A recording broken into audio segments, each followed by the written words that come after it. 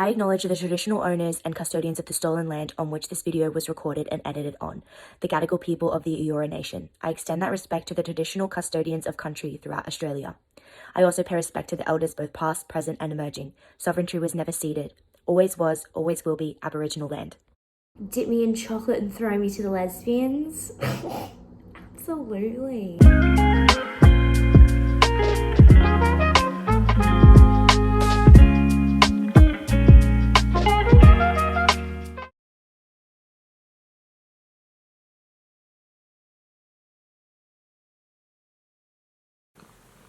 Hi everyone, welcome back to my channel, this safe space that we've created here. So for this video, I'm going to be reading Girl Crush by Florence Given. I'm super duper excited about it because I loved Women Don't Owe You Pretty. It's her first fiction book and I just love her writing. So the book is about, it has this main character, Eartha.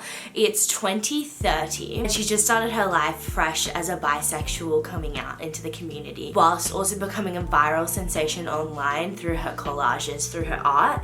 And the social media app is called Wonderland instead of, I think it's instead of Instagram, but I also am not entirely sure what the similarities and the differences are, but it seems quite similar, but in like a more futuristic, almost like that one episode of Black Mirror. And then it says, but Eartha's new existence begins to spiral dangerously out of control as her online and offline selves grow further and further apart. Okay, so this is Abby from the future. Before we start the vlog, I'm gonna give you my non-spoilery review, and then once I start talking about spoilers, I'll let you know. This book is amazing. I highly recommend it, but I also want to give a disclaimer. It's not a fluffy romance novel. Whilst I love those, and it has its moments of being fun and queer, it's truly a reflective and speculative fiction similar to a Black Mirror episode. It delves into technology, specifically social media, and how it affects modern day society and mental health. It also delves into how it affects the patriarchy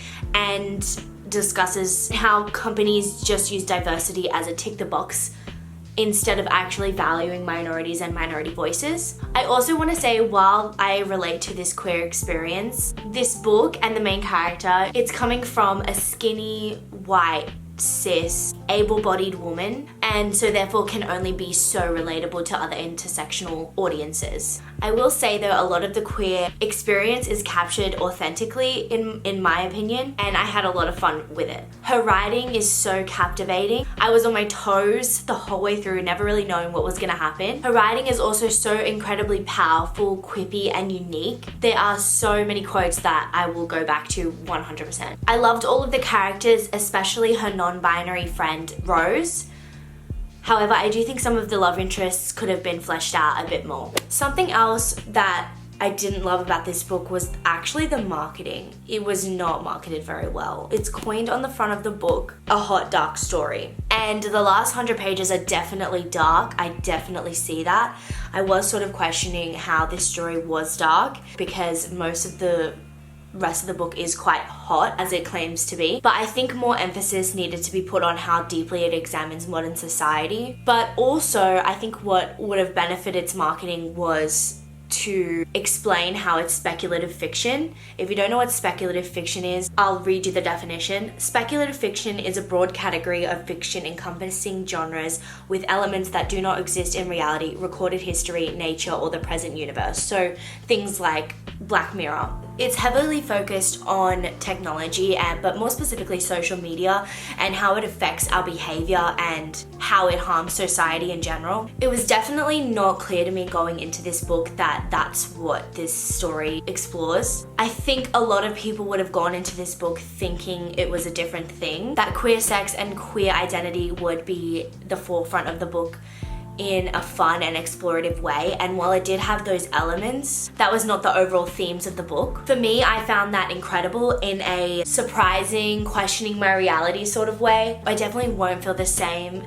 as I did before reading this book, but I can see how a lot of people wouldn't like this book because of their expectations going into it. If you are wanting to pick this up, try to release your expectations about it. More so, try not to hold too tightly onto them. When I say that, I don't mean standards or morals either. I do think expectations can stop us from enjoying something for what it was set out to do. I think this book sparks a lot of important conversations around biphobia, sex positivity, mental health, and social media. I particularly loved how real it felt. Eartha felt so utterly human, from her plugging in her vibrator to charge it, to her picking up her underwear from the floor after, during a depressive episode. I just felt so validated and seen. It feels very current, but it also has a woven element of postmodernism within it in regards to social media. It definitely had me reflecting on my social media habits, and overall I thoroughly enjoyed the experience. I highly recommend to look up all the trigger warnings for this book,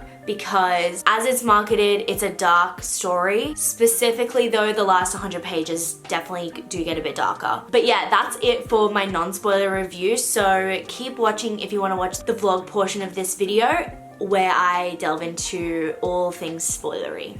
So I'm gonna give you my thoughts so far. I'm really enjoying it. It seems that she's taken a lot of inspiration from her own life. I know that she also blew up on Instagram from her own art back in the day. That's been interesting, like hearing it from that sort of perspective. I also thought it was really interesting because it's set in 2030, and I don't know why, but I thought that it would be more futuristic than it is, but 2030 is really not that far away when you think about it. Like, I don't know, it just seems like 2030, flying cars, like all of that kind of futuristic vibes. I don't know why I was thinking that, but it's not like that. You can definitely feel how social media is affecting the world so far. I also thought something interesting was that in the future there might be a new social media platform. Like, TikTok has blown up so much, and it's only been around since what, 2018 or something like that. So it's interesting to think about if there would be a new social media in 2030 that would take over like Instagram. And I know a lot of people think Instagram is dying. Personally, I still like Instagram. I like to look back on my Instagram. It's full of memories. But yeah, a lot of people are saying Instagram is dying because video is replacing Instagram. But I mean, photos are just, sometimes you just can't beat photos. Like, there's so much noise as well online already that photos sometimes just seem like calmness. But I don't know if anybody else relates to that. So yeah, I just thought that was interesting concept to ponder, that maybe in the future we're gonna have the new TikTok, the new Instagram, and maybe it will be called Wonderland. Like I was saying earlier, I'm not sure how like the mechanics of Wonderland actually work. She uses this phrase, plugged in, and it's really interesting because when she like logs into the social media, or she opens the social media on her phone, she says she plugs into Wonderland, and it's definitely on purpose to like make you think when you plug in, it's like you're plugging out of real life. I like the way that she uses that phrase to sort of make you question it. Well, I mean, I don't know if that was her intent, but that's what it's making me do for sure. Something that I also noticed so far was the way that she talks about women in this book, like the main character. When she meets Phaedra, she says that she has fabulous tits, and it's kind of interesting because commenting on somebody's tits, like, it seems like she's sexualizing her, but saying fabulous, like you would not hear a man say the word fabulous. Like, it's not sexualizing women in the way that men do. It's sort of like a very empowering thing, like almost as if the tits aren't there for the man. The tits are just beautiful on this fabulous woman, and like empowering her in a way that is like, your body is beautiful kind of way. I don't know.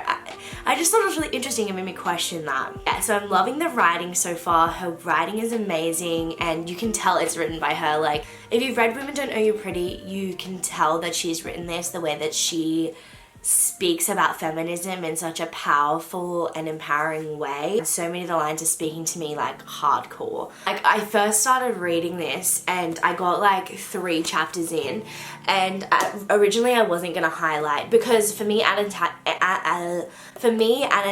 is like a hit or miss kind of thing. Like, I'll only start annotating if I feel the urge to annotate. Like, but for most like feminist books like that, I usually do annotate, but because this was fiction, I wasn't like really expecting to be annotating that much. But anyway, so I got 3 chapters in and I was like, there's absolutely no way that I can go through this book and not annotate it because so many lines I want to come back to. So I had to go back through the first 3 chapters and reread them so I could highlight because it's just so worth it. And I have my pink highlighter, Baker Miller Pink, that's what it's called, to match the lip. I don't know about you, but I just freaking love when my highlighter matches the cover of the book. Like, I won't do it every single time, but I really do try. Now, I'm not really sure where the plot's going there. From rereading the synopsis in the first page, it kind of makes sense where it's going, but I'm interested to see what the overall message is gonna be. But yeah, those are my thoughts so far on Girl Crush, but I will keep you posted in a vloggy sort of way. Hello, it's currently 1 a.m.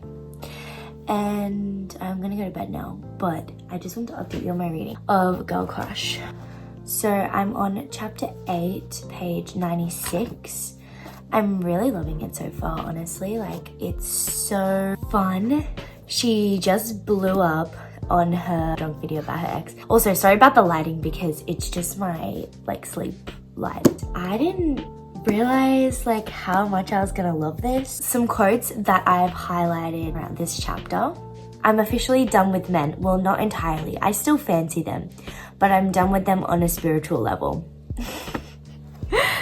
Another one is, who wants to have sex with someone that you're also mothering? That is messed up. Well, he had me on a psychological leash where the quality of my days was measured by his mood towards me. But it was never about me not being good enough. It was about keeping me distracted so I never woke up and realized that I'm already enough without him. Some funny quotes that I highlighted. I never want to give a passive-aggressive handjob in my life ever again. Me too, babe. Me fucking too. I'm really not sure how the story is, like, where the story is going yet, but I think that's kind of the fun of it, like, because it's not your typical romance book. Like, it doesn't have the same, like, main plot points that a normal romance book was. Yeah, I don't know if you would even call this a romance book, but it's keeping me on my toes, which I like. Hello. Okay, I wanted to update my thoughts on Girl Crush. I don't know why I keep saying that because you obviously see the title of the video and know what I'm reading. But anyways, I'm on chapter 12, page 140. I'm really enjoying it so far. I feel like I'm relating to a lot of this, a lot of the quotes in here. I love the way that she writes. It really like makes me visualize what she pictures, but also like it makes it feel real. For example, I pick up my phone in an attempt to regain control from this whirlwind mess that is erupting out and spilling all the way into the privacy of my bedroom. I just love it. So she's met Evie, the girl who's gonna help her with her brand. I don't know, she's seeming a little sus to me. I don't know if I trust her. She's kind of got some red flags. For example, bright, shiny thing. That really was weird. I wrote, I don't know if I trust her. Another thing that was giving controlling vibes is you need to be careful about posting such personal content on Wonderland. And like, yes, she does need to be careful of her safety, but like, that just sounds like a gateway into her controlling a lot of what she's doing. And I was just thinking, because this on the back, it says, hi Wonderland, it's Eartha on a burner account, the real Eartha.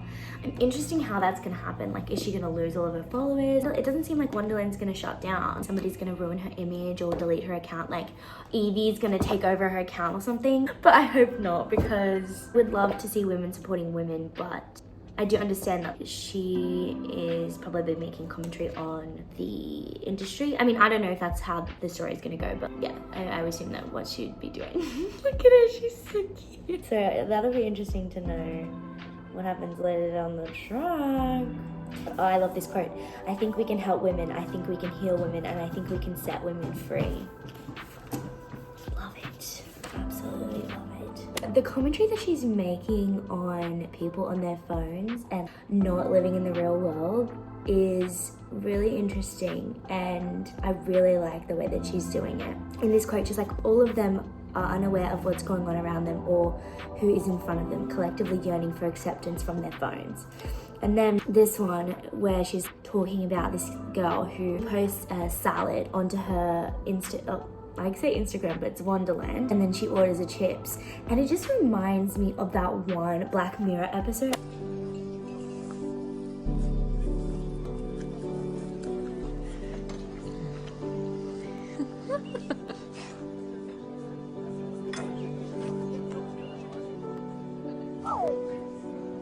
It's just really interesting because it is set in 2030, so it's interesting commentary on how technology is going to be going at that time. I fucking love when Rose is like, your hands are your dick. Dip me in chocolate and throw me to the lesbians. Absolutely. Oh my god, and the compulsive heterosexuality, like, she downloads a dating app, right? And then she gets like 35 people liking her profile. And there's heaps of women. And then she scrolls past all the women and picks the one guy that's liked her.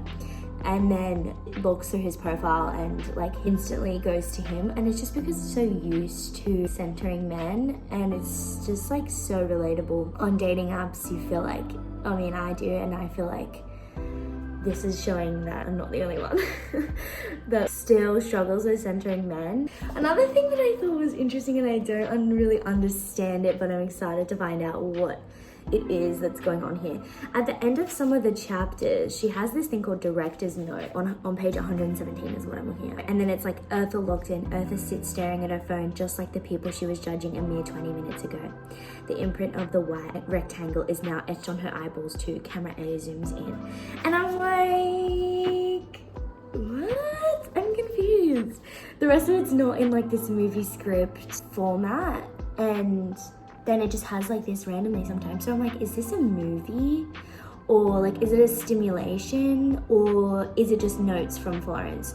Or when I was just speaking, I thought maybe it's like the Truman Show, the camera's on her. It's kind of suspicious. Anyways, so then when she goes on the date with Mona, I love that scene because it just makes you want to date girls, honestly. Like, obviously I do date girls, but I mean, it just makes me want to go out on a date with one of them. It really captures that excitement of going on a date. Obviously it's really anxious, but the excitement of kissing somebody new, the sexual tension. This is the part that really made me like, it was like, oh, I just want to go on a date. She pulls me in by my waist, finally opening her mouth to meet mine, and everything makes sense. It just makes fucking sense. Kissing a woman at a bar makes sense. Oh, and facts. The first thing she thinks of when she wakes up is kissing a woman. And like literally facts. This quote really fucking hit home. I wish it was men that watch YouTube tutorials on how to make women comfortable instead of how to get them into bed. I wish men cared this much about making sure they're good enough for women before they enter into their lives as unfinished projects with mommy issues. So fucking true, oh my god. I'm sad that this Mona girl didn't work out. And also picking up her phone straight away, like right as she wakes up. It's such a bad habit. I wrote, phone first thing after you wake up, such a bad habit, but I relate to it so much because I do it too. Like, we all do. It's wild that picking up a thin rectangle slab of technology can be so assaultive to my brain, producing such an overpowering cocktail of intense emotions. Like, the way that she writes, oh my god, she's so great and powerful. There's a fucking bit. She's like sending voice memos back to the girl she went on a date with, Eartha, to Mona, and she's like talking about how the date was 6 hours. And I was just like, fucking classic. If you don't know what I'm talking about, it's very classic for lesbians, but specifically women loving women relationships when they go on dates. The dates to last literally so long. So I just thought that was really funny that she added that because it's so accurate. But yeah, I'm just feeling so seen. Another funny quote, the place is pulsating with phallic energy. And then I just started chapter 12 and it says, I need someone or something to latch onto. I'm not sure how much longer I can hold out before I cling to the first, even slightly tempting person-shaped raft that comes into view. That's so fucking relatable. Like, to come out of a long-term relationship, to feel that like sense of loneliness, to not have that person every day that you're talking to or like relying on, and just wanting to settle because you just don't want to be alone and you just need somebody to latch onto. But anyways, yeah, so I'm gonna keep reading. Hello, I thought I'd update you on my reading of Girl Crush. I've gone a fair bit way into it now. I'm on chapter 24, page 276, and it's wild. I've noticed that a lot of the times I'm annotating, I'm saying, I know that feeling, I relate to that, that's me, being there. So I'm feeling very, very seen. For example, chapter 14, in this passage I highlighted, it's been 2 whole hours. If she doesn't get back by tomorrow, I will tell her I was drunk when I texted her and apologized. Or maybe if she turns me down, I can explain that I meant it as friends. Having a crush is so humiliating, and all this yearning is exhausting.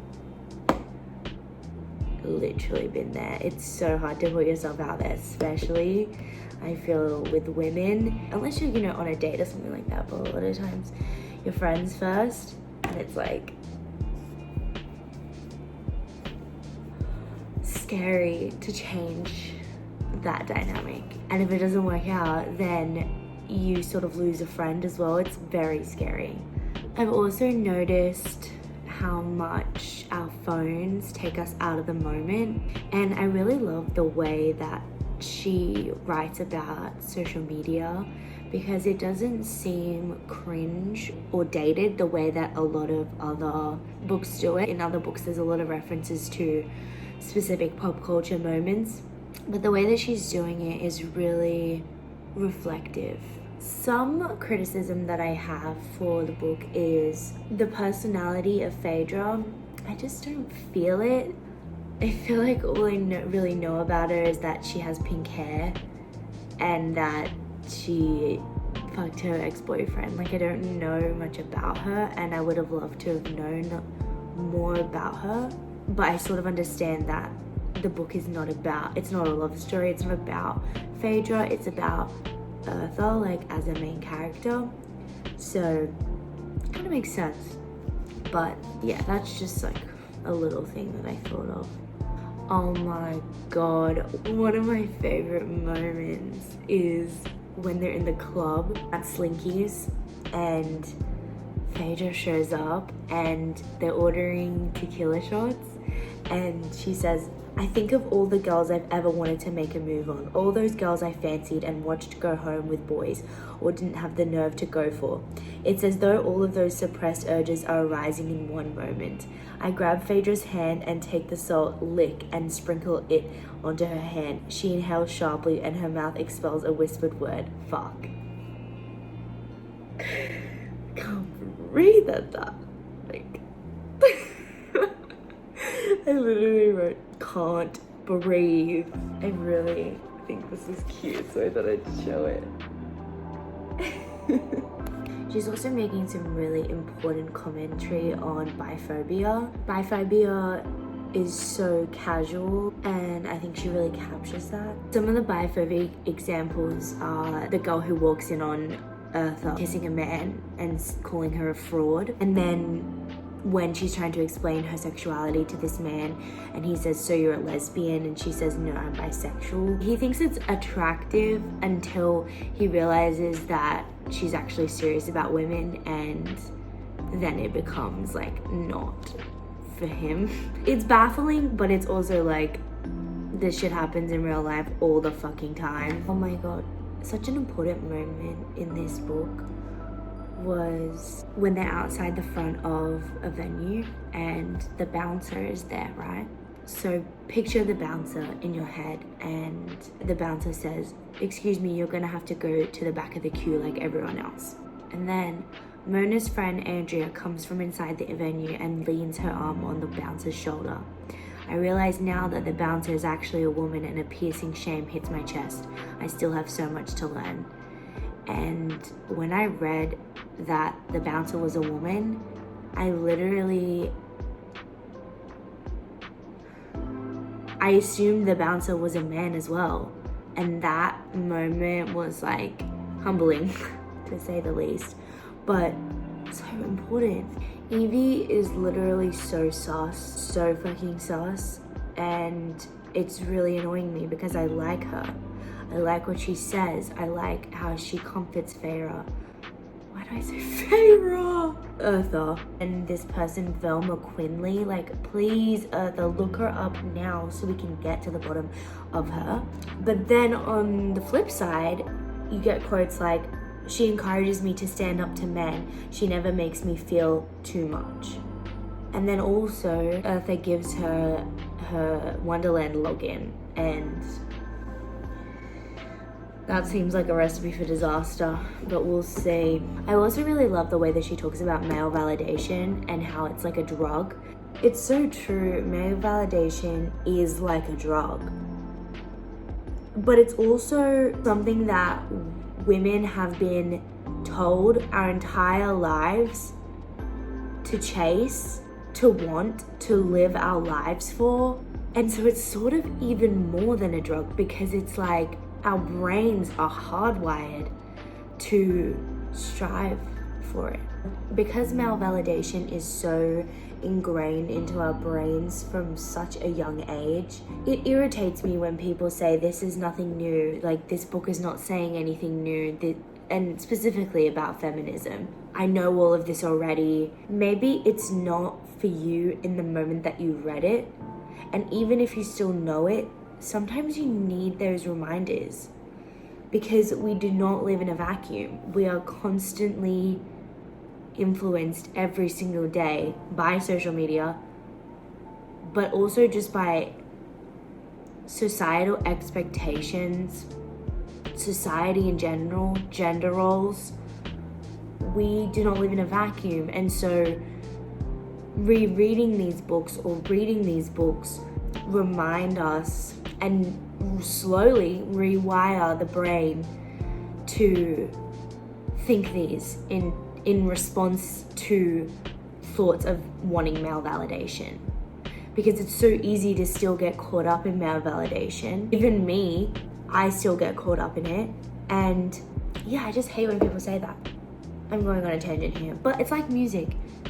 There's only so many notes you can make songs with. Basically what I'm saying is it takes a long time to rewire your brain, especially if you have trauma.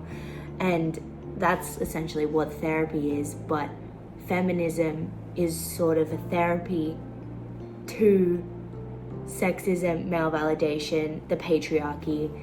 And every time I come back to books like this, I'm just so reaffirmed in how I feel and my morals and my values. And no matter how far I stray from them in like my everyday actions or split second thoughts, feminism always lights me up and it makes me feel so fucking seen. Also, so fucked up of that girl she went on a date with, and I don't even fucking remember her name because she had a fake name, Veronica or something. Basically what happened was she created a fake dating profile because she blew up on Wonderland and she had too many followers and she wasn't able to date authentically. So she went on this date with this girl under a false name, thinking that this girl doesn't know who she is. Then they have a one-night stand and she is completely invades her privacy, takes photos of her room, and it's just so incredibly fucked up. So incredibly fucked up. Also, the weird work party thing where she goes into the room with the owner of fucking Wonderland, and there's like that weird moment where Evie like shakes her head. It felt like fucking cold. Like, it was scary. I did not like it. And we don't even know what happened in that room. And she was drunk. I'm so confused. I really like this quote as well. I tell women that self-care is important, but I've not even been following through with any of the viewings I've had for new apartments. Part of me is still clinging to the comfort of the old, sorry, pathetic life I had with Matt. The reality of looking after yourself is horrific. It's facing your biggest fears and memories. It's resisting the urge to reach out to the people who have hurt you, because secretly, part of you still wants them to love you. Wow. Another one of my favorite moments is when she's walking home and she's a little bit drunk and they're singing the L-word theme.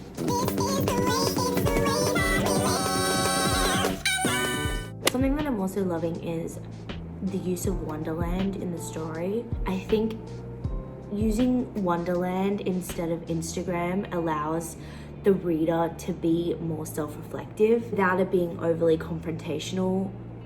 And I don't mean like confrontational, I mean like confronting truths about social media habits. I think if you use Instagram or TikTok, for example, people would deny how impactful it is in terms of how it affects us being present in our lives and affects our mental health in general. I think people might be too defensive because it hits closer to home. At least that's my experience. But yeah, I think I'm gonna finish this in the next day or so. Okay, so I have now finished Girl Crush by Florence Given, and I have some thoughts. I'm so blown away by this book. So at the end of the book, she goes to a party invited by her manager, and she gets pulled aside by the owner of Wonderland into a room with him, and we don't know what happens exactly in that room, and then we have a time jump to the next day with no sort of strong indication of what actually happens in that room. All we know is Eartha's declining mental health, her irritability, she becomes irrational, lost, and even hostile to some of her friends. We see her physically not being able to leave her apartment, scratching at her skin and questioning her reality. At first I was thoroughly confused how she had taken such a nosedive, and I almost started to get frustrated at the last 100 pages because the story sort of seemed like it was going off course, but the way she wrapped it up was so impressive and everything became so clear. We didn't need to hear or see that moment of sexual assault. I really liked how the focus of her essay was how it affected her. That is so important. She then realizes that her entire management is completely corrupt and works for Wonderland and made her into this poster girl feminist. They were just filling a box and all they wanted her was for engagement. And at the end, she comes out with this long speech explaining her truth with Wonderland and her management, Evie, which, by the way, I knew she was fucking untrustworthy. I highlighted so much of her end speech. It was so well written. I fucking love her writing. It's powerful, it's quippy, it's informative, it's inspiring, it's thought-provoking, and highly reflective. Some minor criticisms that I had for the end of this book was the plot points not being wrapped up. I would have loved an epilogue, seeing what happens with Phaedra, what happens with Rose, how Wonderland gets shut down. I think not getting that clarity was quite disappointing. It kept me on my toes throughout the whole thing. The pacing was brilliant. And at the end, I truly didn't know if Evie was real or not. The way that she questions her reality and feels like she's going crazy, I was right there with her. I truly didn't know how this book was gonna wrap up. Something interesting that I also thought to mention was the director's notes in this book. At the end, that we see that she's talking to a camera and knows that she's on camera. I don't know if that was meant to be indicative of she's actually on a movie set or if she was recording her speech on a set.